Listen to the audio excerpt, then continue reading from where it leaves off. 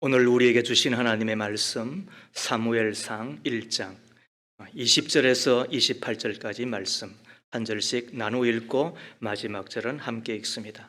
한나가 임신을 하고 달이 차서 아들을 낳았다. 한나는 주님께 구하여 얻은 아들이라고 하여 그 아이의 이름을 사무엘이라고 지었다.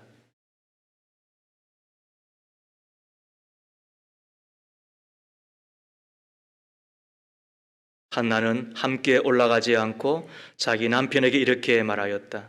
나는 아이가 젖을 뗄 때까지 기다렸다가 젖을 뗀 다음에 아이를 주님의 집으로 데리고 올라가서 주님을 뵙게 하고 아이가 평생 그곳에 머물러 있게 하려고 합니다. 나는 그 아이를 평생 나실 사람으로 바치겠습니다.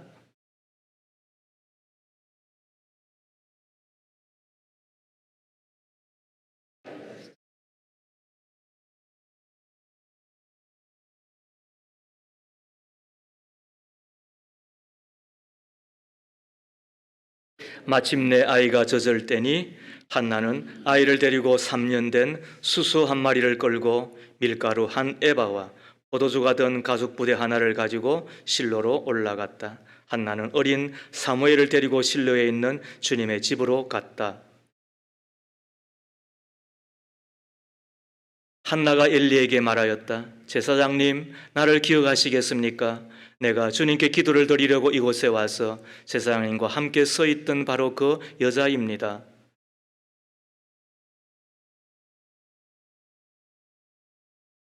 그래서 나도 이 아이를 주님께 바칩니다. 이 아이의 한평생을 주님께 바칩니다. 그런 다음에 그들은 거기에서 주님께 경배하였다. 이는 하나님의 말씀입니다. 하나님 감사합니다. 아멘. 2023년 스승의 주일, 교사주일을 맞아 인물을 만들어내는 품이라고 한 제목으로 하나님의 말씀을 함께 나누고자 합니다. 감리교를 창시한 이가 요한 웨슬레입니다. 그의 어머니는 수산나 웨슬레입니다. 그의 이야기 하나가 있습니다. 수산나는 탄광촌에서 목회하던 가난한 목사의 사모였습니다. 19의 자녀를 낳았는데 9을 먼저 보내고 10을 키웠습니다. 생활이 어려워 아이들을 학교에 보낼 수 없어서 가정에서 교육을 시켰답니다. 자녀들이 걷기 시작할 때부터 손을 잡고 감옥과 병원, 양로원을 방문하여 이웃사랑의 정신을 키워주었습니다. 그녀는 한 주에 한 끼씩 금식하였고 그리고 하루에 3번 소리내어 기도할 것을 가르쳤습니다. 성경 공부와 기도회에 매일 참석도록 하였습니다. 기도회가 끝이 나면 아이들에게 묻습니다. 얘들아, 너희가 누구냐? 우리는 위대한 아이들입니다. 누가 너희를 위대하다고 했느냐? 하나님께서 위대한 사람이라고 하셨습니다.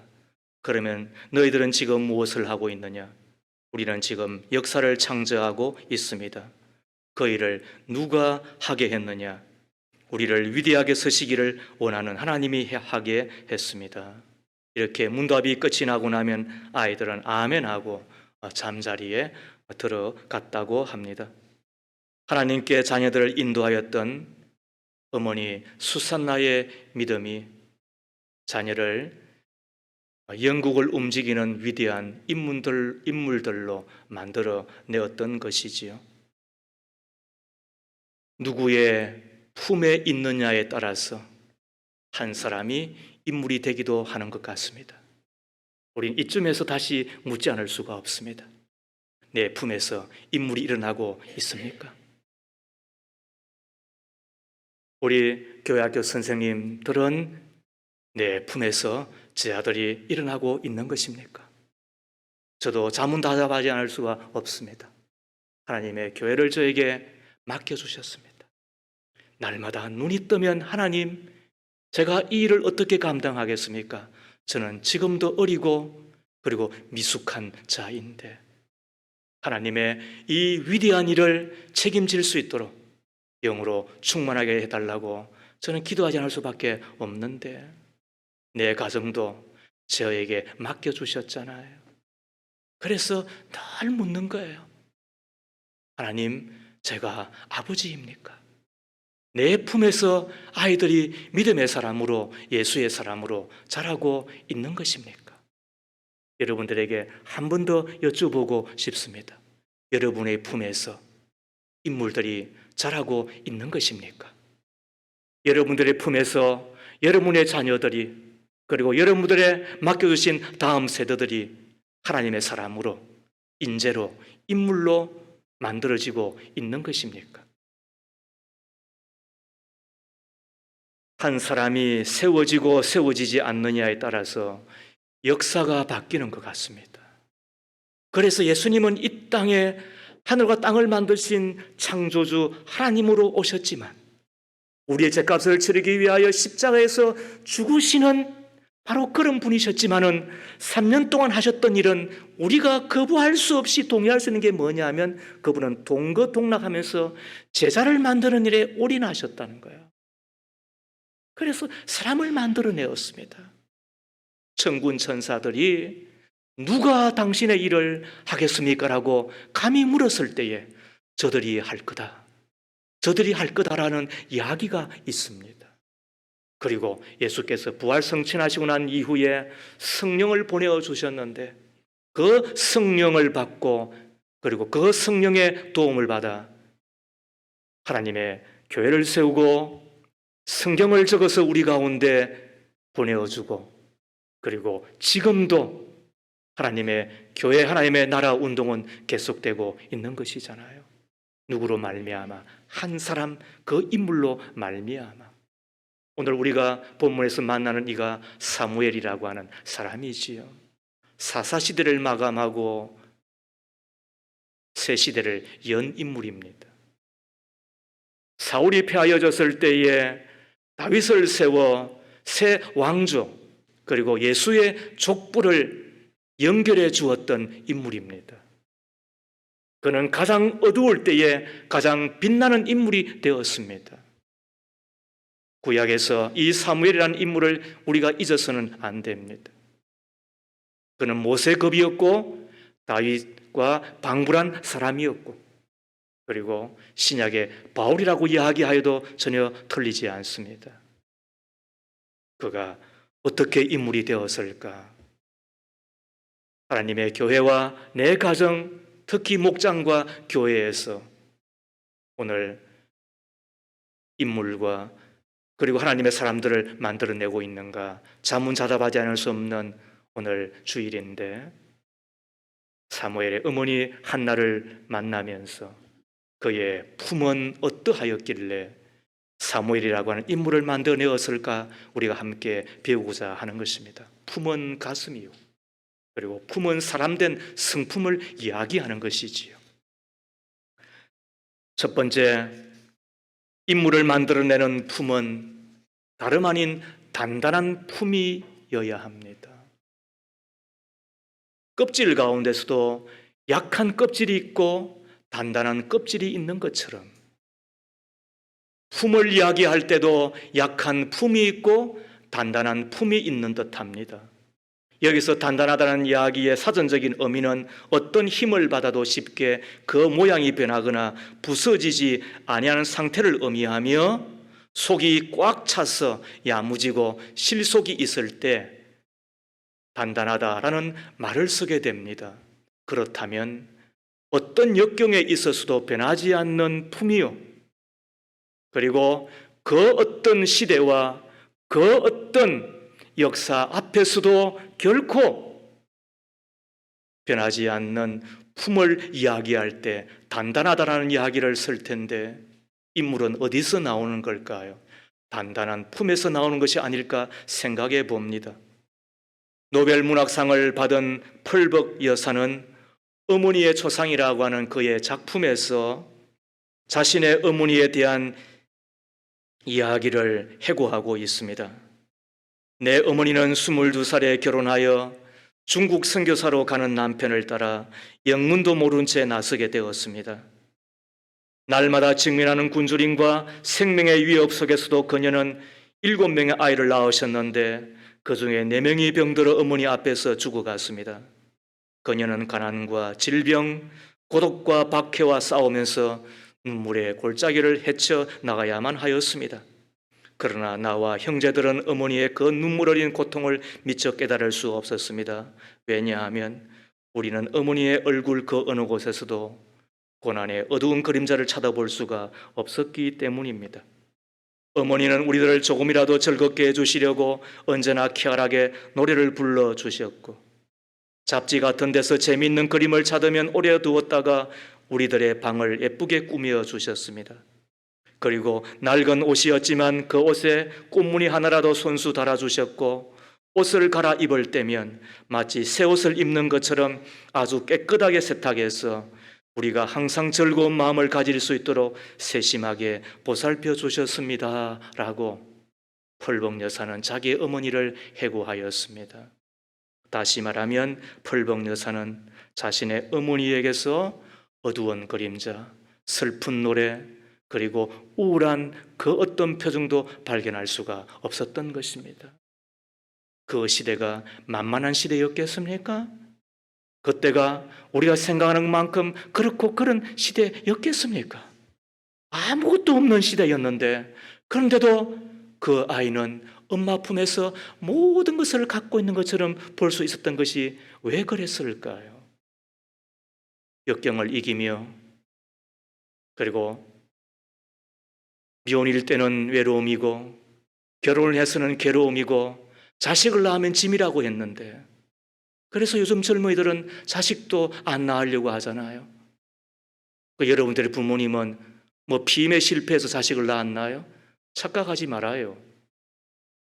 그때는 그렇게 안 살면 안 되고 책임을 지고 내 나라, 내 자식이라도 낳아야만 되는 줄 알고 다 낳았습니다. 그런데도 불구하고 괴로움과 그리고 그 짐을 단단히 다 지켜냈잖아요. 그리고 오늘 우리가 될 수 있었잖아요. 펄벅 여사의 어머니와 같은 모습이 사무엘의 어머니의 한나의 모습이었으리라 우리는 생각합니다. 당시 한나의 시대는 종교적으로 어두운 시대였습니다. 대제사장이 엘리였으니까, 그의 아들이 홈니와 비느하스였으니까, 도둑질을 일삼고 여인을 범하고 그리고 동네방네를 떠나 온 나라가 당신의 자식은 한마디로 말하면 XX 같다고 이야기를 하는데 어디에 마음을 둘 수가 있겠습니까? 우리는 영혼이 있는데, 안식을 얻어야 되는데, 그리고 복락의 강수가 흐르는 바로 그 종교의 삶을 살아야 되는데, 그 척박한 때에 한나가 살았습니다. 마음 둘 데가 어디 있었겠습니까? 뿐만 아니라 가정적으로 얼마나 불우하였습니까? 당시에는 아이가 없으면 저주받았다는 그런 이야기가 있었잖아요. 그것도 슬픈 일인데 구초로 들어온 번인나가 자기를 괴롭히고 그래서 울 수밖에 없는 것이 2절과 6절과 7절의 말씀입니다. 한마디로 말해서 미치고 폴짝 뛸 일입니다. 그리고 더 나아가 한나가 사는 동네는 라마다임 소빔이라고 이야기를 하는데, 지리적으로 악하기가 거지 없었던 곳입니다. 사사기 19장에 의하면 레위인의 처가 어떤 연고인지는 모르지만은 본가에 돌아가고, 그 본가에 돌아갔던 자기의 첩을 데리고 오려고 갔다가 들어오는 가운데 성폭행을 당하고 그리고 죽임을 당하고, 그리고 그것에 열이 받쳐서 12지파의 숫자만큼 자기 아내를 토막내어서 그리고는 다 뿌리듯이 소풀을 보내잖아요. 바로 그 장수가 어디였느냐 하면 한나가 사는 바로 동네였습니다. 한마디로 말하면 건달이 사는 곳이었고 사창가와 거의 맞먹는 곳입니다. 종교적으로 타락했습니다. 지리적으로는 그런 곳이 없습니다. 가정적으로 기댈 데가 아무것도 없는, 모든 것이 공격을 당하고 있는 곳이라고 해도 과언이 아닌 그가 한나였습니다. 그런데도 불구하고 한나는 얼마나 단단하였는지, 그리고 그 단단한 껍질과 같은 것으로 안에 있는 열매, 그리고 자기의 생명, 그리고 그 가정, 그리고 더 나아가 한나를 지켜내잖아요. 아니, 사무엘을 지켜내잖아요. 이 땅을 살아가는 하나님의 사람들, 아버지와 어머니, 우리 교회 학교의 선생님들의 모습이 이와 같이 단단한 부모의 소유자가 되었으면 얼마나 좋을까? 이 아침에 생각을 많이 합니다. 우리의 모습 속에서 절망스러운 얼굴을 치워야 되지 않겠습니까? 우리의 입술에서 우울한 노래, 슬픈 노래를 멈추어야 되지 않겠습니까? 우리의 가정에서 절망의 이야기, 근심의 이야기를 중단해야 되지 않겠습니까? 이에 더하여 사치와 향락이 넘실넘실거리는 바로 이 시대에 우리가 막아주어야, 그래서 단단한 품이 되어 주어야 되지 않겠습니까? 보는 것 따라 다 가고 오란 데 다 가고, 그러면 손은 누가 키웁니까? 그러면 자식은 누가 책임지는 것입니까? 그리고 여러분 살고 싶은 대로 산다고 하는데, 그러면 내 나라, 내 조국은, 내 교회는 어떻게 되는 것입니까? 이슬람인들은 그래서 둘, 셋이 아니라 네, 다섯 가지 나가라고 이야기한다잖아요. 그래서 세계를 이슬람화 하겠다고 이야기를 하는 거잖아요. 전도는 못하면 자식이라도 낳아야 되지 않겠습니까? 농담이니까 여러분 그냥 그렇게 들으세요. 그런 품이 되어야만 내 품에서 인물 나는 것 아니겠느냐, 이 말입니다.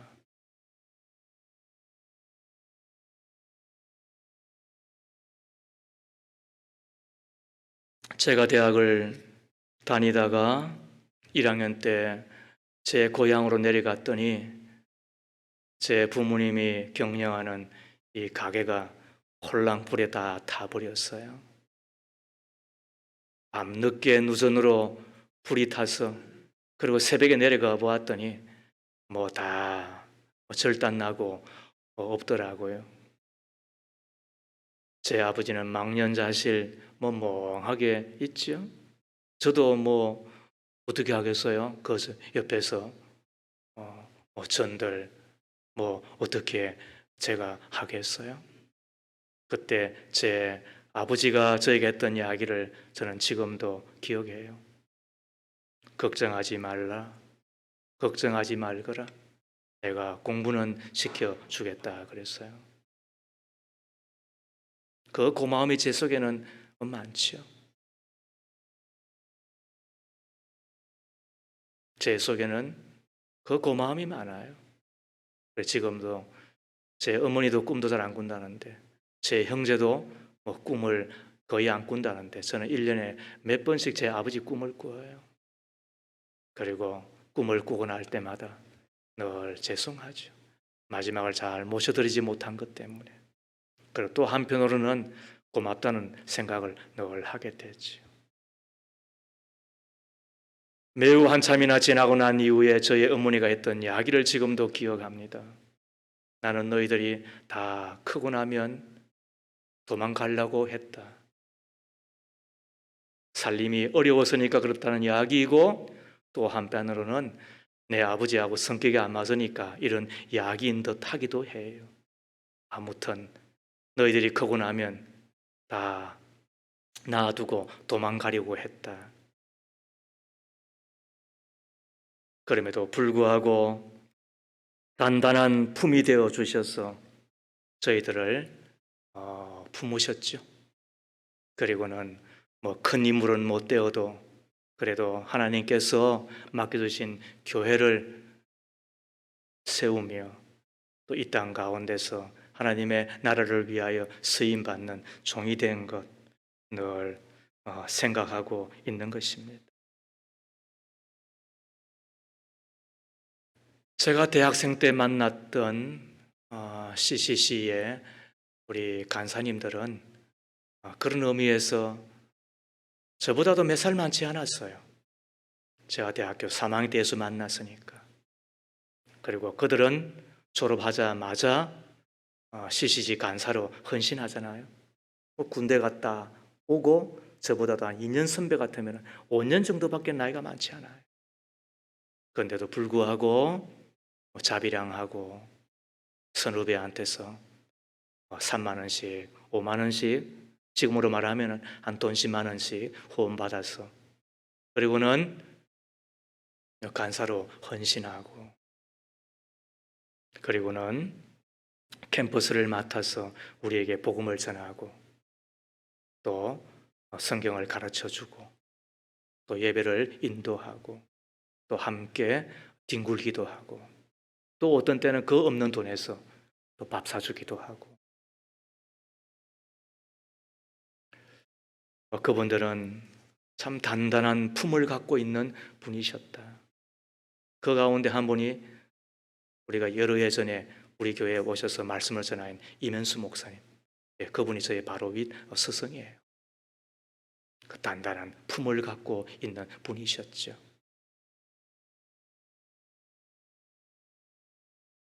사무엘의 어머니 한나도 시대의 어려움을 잘 극복하고 넉넉한 품, 단단한 품이 되어서 그의 아들 사무엘을 안음으로 인물이 될 수 있었다는 것 기억합니다. 믿음의 가족 여러분, 인물을 만들어내는 첫 번째 품은 어려움을 이겨내고 역경을 극복하고 사치와 향락마저도 다 물리칠 줄 알고, 어떤 때는 제약 앞에서는 단호하게 막아낼 줄도 아는, 그리하여 다 내 탓이고 그리고 내 덕이라고 이야기할 줄 아는 바로 그 품이야말로 사람이 인재가 되고 인물이 되는 것 아닌가, 이 아침에 생각하게 되는 것입니다. 내가 어떤 품을 갖고 있는 자입니까? 두 번째로 인물을 만들어내는 품은 하나님께 맡기는 믿음의 품이 아닌가 생각을 합니다. 하나님께 맡기는 믿음의 품이 되면 인물이 나오게 되지요. 로마가 세계를 지배하던 당시, 그 당시 세계를 대표하는 두 어머니를 꼽습니다. 한 명은 유명한 참회록을 적은 어거스틴의 어머니 모니카요, 또 한 여인은 로마의 황제 네로의 어머니 아그리피나입니다. 아그리피나는 아들 네로를 조속히 왕위에 오르도록 수단과 방법을 가리지 않습니다. 결국 남편 클리우디우스 황제를 암살합니다. 원하던 대로 아들 네로를 즉위시킵니다. 그렇지만 자신이 선택한 네로에게 살해당하고 맙니다. 남을 죽이는 것을 배운 자식이 결국 어머니까지 죽이고 만 것이겠죠. 어머니에게서 배웠던 대로 그대로 행하는 자식이 되고 만 것이겠죠. 그 여인이 아그리피나입니다. 반면에 모니카는 그의 아들 어거스틴이 16세부터 방탕과 방종의 생활에 빠져 방황하고 있을 때 20년 가까이 눈물로 자식을 위하여 기도합니다. 그럼에도 불구하고 변화가 없지요. 오히려 날로 더 심해지지요. 맥이 빠질 지경이었겠습니다. 한 번은 자기 교구에 암브로스 목사님을 찾아가 거느끼며 울며 호소합니다. 목사님, 제 아들 어거스틴을 하나님께서는 영원히 버리시나 봅니다. 제가 아무리 애타게 이렇게 오래 기도해도 하나님은 저의 기도를 듣지 않나 봅니다. 제가 아들이 하나님께 돌아오기를 위하여 10년을 하루같이 기도하였습니다. 그러나 아무런 변화가 없고 오히려 더 한 것 같습니다. 제가 어쩌면 좋겠습니까? 하고 한참 흐느껴 울 때 가만히 옆에서 지켜보며 마음이 동하였던 암브로스 목사님이 한 이야기가 이러합니다. 자매님, 너무 염려하지 마세요. 낙심하지 마세요.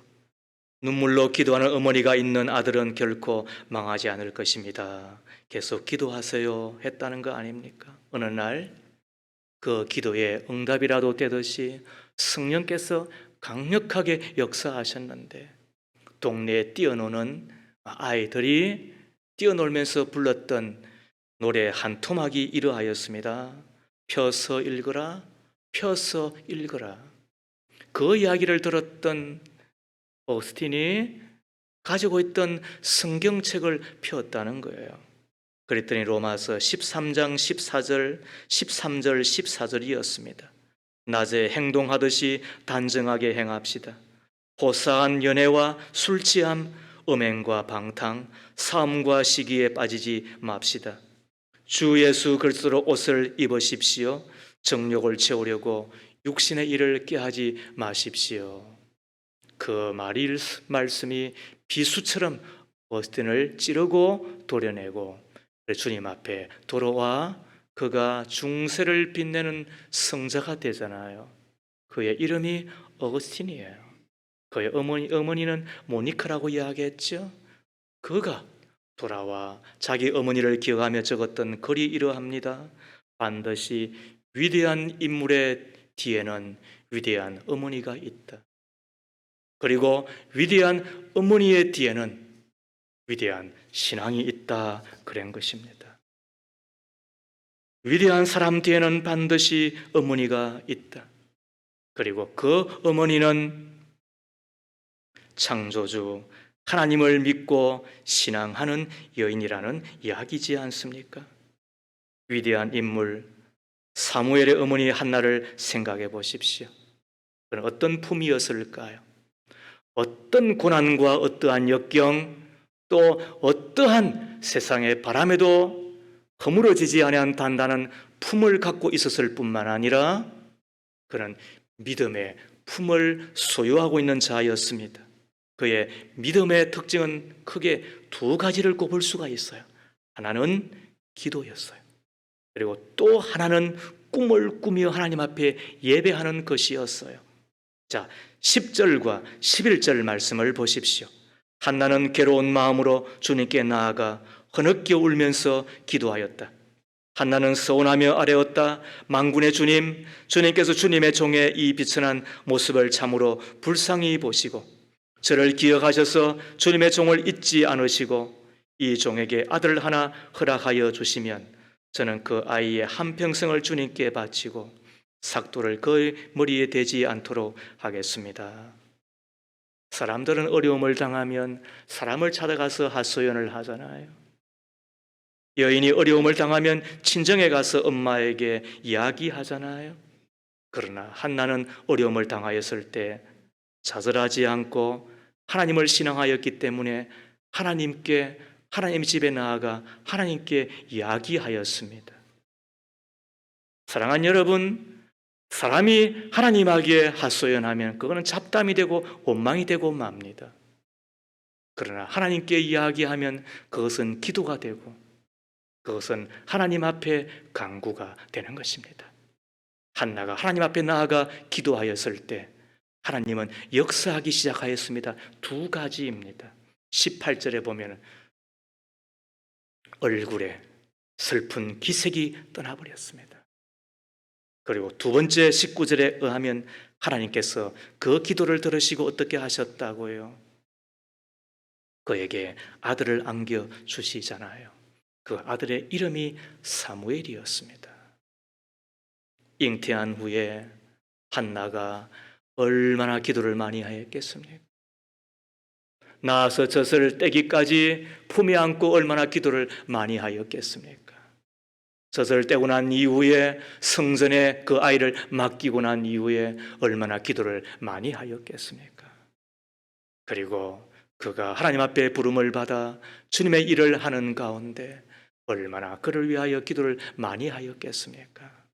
증거가 있느냐고요. 사무엘상 12장 23절에 의하면 그가 퇴임한 이후에 내가 기도 신은제를 범치 않겠다고 이야기한 것을 보면 그는 기도의 체질이었죠. 기도 쉬는 것을 죄라고 여겼으니까 그의 어머니에게서 그는 기도로 나아졌고 기도로 양육되었고 기도로 인물되었고 기도로 하나님의 모든 일들을 다 감당하였다고 한다면 얼마나 기도가 귀한 것인지. 그러므로 이곳에 있는 청년 여러분, 고운 것 찾지 말고 이쁜 것 찾지 말고 멋있는 것 찾지 말고 기도하면서 배우자를 찾으세요. 이곳에 신혼부부가 있다고 한다면 이런 것 저런 것 우리가 하기보다 기도 많이 하시고 자녀를 얻기를 바랍니다. 자녀를 주시면 기도로 키우시기를 바랍니다. 기도를 얻어먹고 자란 아이가 하나님의 손안에 들어가 하나님의 그 책임져 주시는 것을 경험하며 살지 않겠습니까?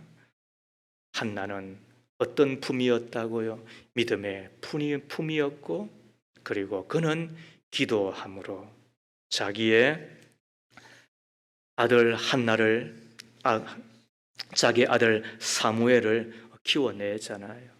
뿐만 아니라 한나는 믿음의 사람으로 그가 얼마나 성전을 중심으로 예배하며 살아가는 사람인지, 또 하나님 앞에 얼마나 헌신한 사람인지 우리가 보게 되는데요.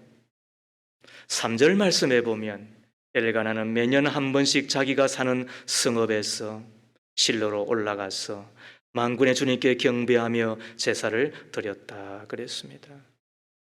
그의 아버지도 얼마나 경건한지 21절에 보면 남편 엘가나가 자기의 온 가족을 데리고 주님께 매년 제사와 서온 제사를 드리러 올라갈 때가 되었을 때에 아버지가 하나님 앞에 예배하기를 즐기잖아요. 그때 한나가 어떻게 한다고요? 22절에 함께 올라가지는 않고 자기 남편에게 말하잖아요. 나는 아이가 젖될 때까지 기다렸다가 젖을 뗀 다음에 아이를 주님의 집으로 데리고 올라가서 주님을 뵙게 하고 아이가 평생 그곳에 머물러 있게 하려고 합니다. 나는 그 아이를 평생 나실 사람으로 바치겠습니다. 자기가 낳았으면 지 마음대로 해도 되나요? 그러나 이것은 그런 뜻이 아니에요. 내 아이를 내가 주장하지 않겠다. 내 아이의 덕을 보지 않겠다라고 읽으면 정확할 거예요.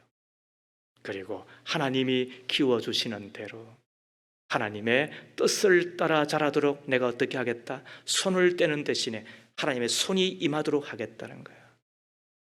여기에 한나의 위대함이 있는 거야. 위대한 믿음이 있는 거야. 그잖아요. 나신이는 포도주를 먹지 않는 사람, 그리고 머리를 깎지 않는 사람, 삼손이 그랬잖아요. 그리고 시신을 만지지 않는 사람, 부모가 돌아가셔도 나실인이면 그 시신을 만질 수가 없습니다. 물론 일정한 기간 동안 하는 나실인의 서운이 있고 평생 하는 나실인의 서운이 있는데 사무엘은 어떻게 한다고요? 평생 주의 종으로 드리겠다는 거예요. 쉬워요? 어려워요? 결코 쉽지 않아요. 그런데 어떻게 가능했을까요? 시대를 보는 안목 때문에 그런 거예요.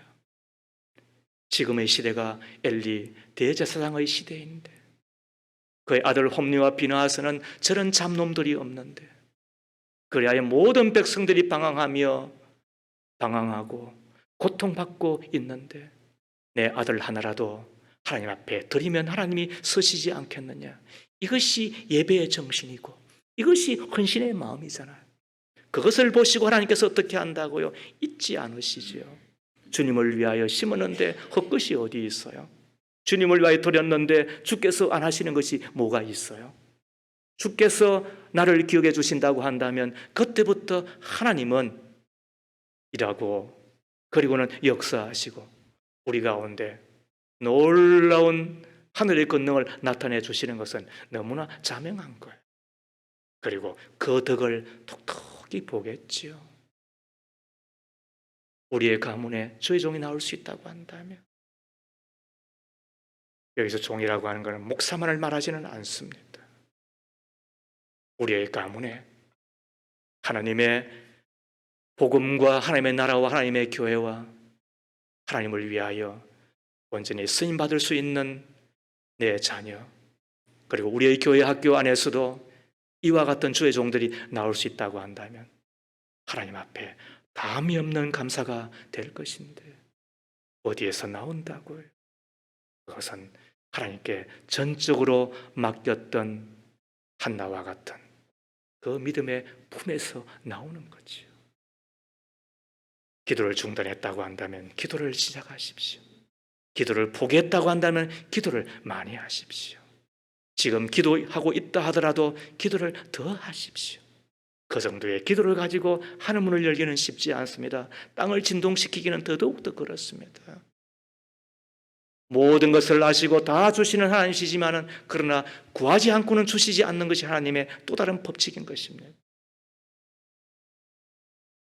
먹고 마시고 시집가고 장가가고 사고 팔고 하는 이 시대 가운데 주님께서 다시 오실 날을 예비하시고 우리 가운데 오심을 기억한다고 한다면 이 시대는 우리가 다시 주님을 향한 믿음의 시대여야 될 것이며 주님의 그 역사를 우리가 기대하며 기다리며 다시 바라는 그 믿음의 시대가 되어야 되지 않겠습니까? 믿음의 사람 되기를 주의 이름으로 축복합니다. 믿음의 품 가운데서 인물이 만들어질 수 있기를 바랍니다.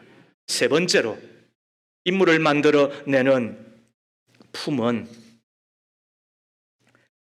축복하는 품입니다. 너무나 잘 안다고요. 아니까 배우시라는 거예요. 구약 성경의 영향을 받은 위대한 어머니들의 교육법을 주이시 마더 교육법이라고 이야기를 합니다. 주이시가 뭐예요? 유대인 어머니란 말이에요. 유대인 어머니의 교육법이 뭐냐? 그거는 구약 성경의 영향을 받았어요. 아마 이 사무엘의 어머니 한나도 아마 한 몫을 했을 거예요. 유대인들의 어머니의 교육법은 크게 두 가지예요. 하나는 뭐냐 하면은 비교 인생으로 만들지 말라는 거예요. 최고 인생으로, 최상급의 인생으로 만들어 주라는 거예요. 이를 위하여 최상의 언어로 축복하라는 거예요. 이 교육법의 혜택을 받았던 이가 누구냐 하면 바로 아인슈타인이에요. 초등학교 때부터 고등학교 때까지 성적표를 받을 때마다 거의 꼴찌였대요. 고등학교를 졸업하는 마지막 성적표에는 이렇게 적혀 있었어요. 이 학생은 앞으로 공부로는 성공하기가 쉽지 않다. 세상에 이런 선생이 어디 있어요?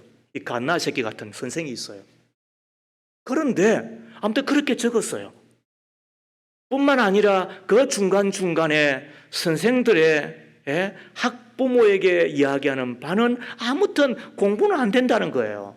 뭐 그럴 수 있잖아요. 그죠? 공부는 안 되잖아요. 우리도 뭐 그다지 그렇게 뭐 공부만 많지 않는 것 같아요. 뭐 대학은 들어갔지만은 뭐 우연히 들어갔고 뭐 잘 돼서 들어간 것이지 뭐 그렇게 1등이 아닌 것 같아요. 아무튼 아인슈타인은 더한 거였죠. 그런데 그 아이를 만날 때마다 어머니가 했던 이야기가 뭐냐 하면 아이야 걱정하지 말아라. 남과 같아지려고 하면 결코 남보다 나아질 수 없는 법이다. 너는 남과 다르기 때문에 기필코 훌륭한 인물이 될 거야. 이야기가 쉬워요? 안 쉬워요? 속에서 부글부글 끓는데 뭐가 쉬워요? 예? 지어박아도 몇 번 지어박고 그것도 매일 지어박고 싶은 마음이 부글부글 끓어오는데 쉽지 않잖아요. 그런데 유대인들의 어머니의 교육법은 뭐라고요? 비교하지 말라. 네 부모도 비교하지 말고 네 자식도 비교하지 말라는 거예요. 하나님이 공평하시면 남에게 없는 것 네 자식에게 주었을 거다. 네 자식에게 없는 것 남에게 있지만은 그러나 비교하지 말라는 거예요. 최상급 인물로 만들어 주어라. 이를 위해 필요한 게 뭐라? 최상의 언어로 축복하라는 거예요. 간단하지만은 그러나 이 방법으로 아이를 교육하였더니 그가 뭐가 되었다? 아인슈타인이 된 거예요, 여러분. 아인슈타인. 부모가 자녀를 축복하고 교회학교의 선생님이 다음 세대를 축복하면 어떤 일이 일어나는가? 크게 두 가지예요. 가짜 축복에 현혹되지 않아요. 그리고 정서적으로 여유를 갖고 건강한 삶을 살아간 자녀가 다음 세대가 되는 거예요. 왜 사람들이 기복주의에 빠지는가? 왜 사람들이 가짜 축복에 빠지는가? 참된 축복이 뭔지 모르기 때문에 그런 거죠. 그때 자녀들에게 너는 사랑받고 있는 존재라고, 너는 하나님의 특별한 존재라고, 하나님께서 너를 마음껏 축복하고 있고 너는 잘 될 거라고 그렇게 기도해주고 축복의 언어로 말해주고 그리고 머리를 쓰다듬으며 기도해주면 어떻다고요? 하나님께서 그에게 복을 주실 것이고 그리고 어릴 때부터 그런 자신감과 안정을 가지고 가짜에 속지 않겠죠. 이단에 빠지지 않겠죠. 사이비에 빠지지 않겠죠. 헛된 것에 마음 우리가 주지 않겠죠. 가짜에 속지 않아요. 축복을 받고 사는 아이들은 뿐만 아니라 정신적으로 여유가 생겨서 정서적으로 건강하고 행복한 삶을 산다고 하는데, 부모의 축복을 받지 못하고 자란 가장 치명적인 결과가 뭐냐 하면 하나님도 자기 자신을 잘 받아들이지 않는다고 하는 이 관계의 결핍이 있대요. 그런 게 있다는 거예요. 그래서 하나님이 나를 사랑할까? 그러다 보니까 교회에 와서서도 사람들과 함께 어울리는 것에 어색할 뿐만 아니라 사람들이 칭찬해 주면 어떻게 하느냐 하면은 매우 힘들어해요. 그런데 또 문제가 뭐냐면 사랑해 주지 않으면 어떻게 한다고요? 저 괜찮아요 하다가 아이고 이 교회는 사랑도 없는가 봐 하면서 계속 옮기는 거예요. 그리고 이런 사람들이 빠지는 게 뭐냐면 일 중독, 섹스 중독에 빠진다는 거예요. 왜? 그렇게 해야만 자기가 성공하고 자기가 잘 되어서 그걸 가지고 자기를 자랑할 수 있는 것이니까. 그때 필요한 게 뭐라고요? 그를 축복해 주는 거야. 너는 너만으로도 족하다는 거야. 제가 하는 이야기가 있죠. 하나님은 저를 좋아하시는 거예요. 믿으시나요? 맞습니다. 하나님은 저 있는 존재 자체로 하나님은 저를 좋아하시는 거예요. 그러므로 꿀릴 필요가 뭐가 있습니까? 비교할 필요가 뭐가 있습니까? 잘생겨봤자 얼마나 잘생겼으면, 크면 얼마나 크며, 알면 얼마나 알겠습니까? 다 헛것이고 그리고 다 분수질인 것입니다. 살아보니까 별것 아닙니다. 제가 다만 젊은이들한테 부러운 건 하나는 건강 외에는 부러운 것이 아무것도 없습니다. 왜? 제가 그렇게 배웠고 주님으로부터 그런 축복을 받았기 때문에 그런 것입니다. 봐보십시오. 제가 뭘 바랍니까? 안 바라기 때문에 여러분한테 요구하지 않습니다. 당당함이 있고 긍지가 있고 자부심이 있는 것이죠. 이것은 우리의 부모 역할을 하면 더 좋은 거고, 내가 만났던 내 선생이 해주면 바랄 것이 없고, 무엇보다도 나의 영원한 스승 되시고 나의 선생 되시고 나의 아버지 되시는 하나님이 나를 그렇게 바라주신다는 것이 믿어진다고 한다면 우리는 가짜에 속지 않을 뿐만 아니라 정서적으로 여유가 생기고 풍성해져서 열린 세상 우리가 앞으로 두벅두벅 잘 걸어가겠죠. 내 품이 이런 축복하는 품이 된다고 한다면, 우리의 선생님들이 축복하는 품이 된다고 한다면, 그래서 저는 여러분들이 웬만큼에도 저는 비난하지 않아요. 교회에 차를 말이 박살을 내고 온다더라도 저는 묻지 않아요. 누가 했겠지 하고 그냥 말아요. 왜? 내가 책임지는 자인데 그 책임지는 일 가운데 일하다가 수고한 거니까 내가 뭘 하겠느냐는 거예요. 그러므로 우리에게 맡겨주신 이들을 향하여 탓하지 말아요. 우리가 지나치게 비난하지 말아요. 다 내가 잘못해서 그러려니 여기고, 필요한 것이 뭐냐 하면 기도해주고 축복해주고 사랑해주고 잘 될 거라고, 그리고 기다려주고 꼭 손잡아주고 하면 그것이 품이 되고, 그리하여 인물이 되고 사람이 되고, 더 나아가 주를 위하여 쓰임받는 사람이 되어지지 않겠습니까? 축복하며 사십시다. 학부모들은 나의 자녀를 축복하십시오. 교회학교 선생님들은 나의 제자들을 축복하십시오. 목자들은 나의 목원들을 축복하며 사십시오. 하나님의 은총으로 하나님께서 복 주시마 우리가 믿고 복을 비고 살아가면 그 품에서 인물이 될 줄로 믿는 것입니다. 사랑하는 믿음의 가족 여러분, 이제 시 한 편을 읽고 제가 말씀을 마치겠습니다. 조동아 시인의 나 하나 꽃피어라고 하는 시인데, 목회 칼럼을 읽어본 분들은 아마 부활절 그 칼럼에서 있었을 거예요. 나 하나 꽃피어 풀밭이 달라지겠느냐고 말하지 말아라. 내가 꽃피고 나도 꽃피면 결국 풀밭이 온통 꽃밭이 되는 것 아니겠느냐. 나 하나 물들어 산이 달라지겠느냐고도 말하지 말아라. 내가 물들고 너도 물들면 결국 온 산이 활활 타오르는 것 아니겠느냐. 나 하나라도 달라지고 나 하나라도 새로워지면, 나 하나라도 내 품 안에서 자라고 내 품 안에서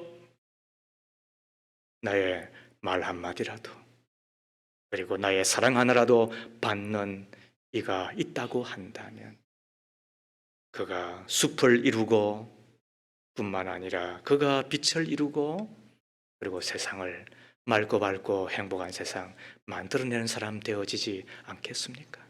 그렇다면 환경 탓하지 맙시다. 마음 안 맞는 사람 이 세상에 한둘입니까? 우리가 조건 바라보지 마십시다. 조건이 안 좋은 것 여러분 한두 가지입니까?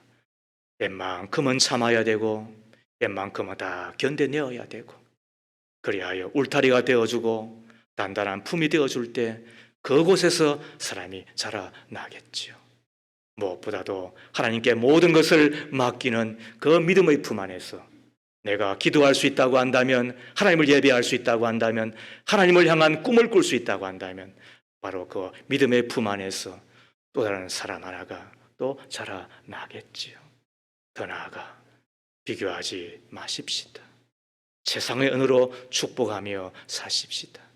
그리하여 그 축복의 품 안에서 생명이 자라 온 세상 가운데 우거지는 숲처럼 물드는 단풍처럼 바로 그 한 사람이 역사를 써가 이 시대에 사무엘처럼 될 수만 있다고 한다면, 하나님, 내가 이 적은 것을 주님 앞에 이루어 드렸습니다. 그것이 자랑이 되고 간증이 되고 내 하나님 앞에서 잘 산 것이 꼭 되어지는 저와 여러분 되기를 주의 이름으로 축복합니다. 살아계신 하나님, 복된 주의를 주셔서 진리의 말씀 듣는 가운데 다시금 교육이 희망임을, 인물을 만들어내는 품이 있을 때 내 가정과 교회가 그리고 조국의 미래가 열려짐을 믿습니다. 역경과 고난 그리고 사치와 행락이 넘실거리는 세상 가운데서 묵묵히 견디며 이겨내는 단단한 품의 소유자가 되게 하옵소서. 내가 위하고 내가 많은 것을 해줄 것처럼 보이지만 나는 여전히 피조물이며 한계가 있음을 잊지 아니하고 창조주 하나님의 손을 믿음으로 맡김으로 믿음의 품 소유자가 꼭 되게 하여 주시옵소서. 비교하지 말게 하시고 세상의 은으로 축복함으로 가짜에 현혹되지 아니하고 정신적인 여유를 갖고 열린 마음으로 세상을 살아가는 나의 아들과 딸, 나의 다음 세대를 만들어내는 우리 귀한 선생님, 그리고 우리 귀한 목자들, 그리고 귀한 학부형들 꼭 되게 해 주옵소서. 예수님 이름으로 기도하옵나이다. 아멘.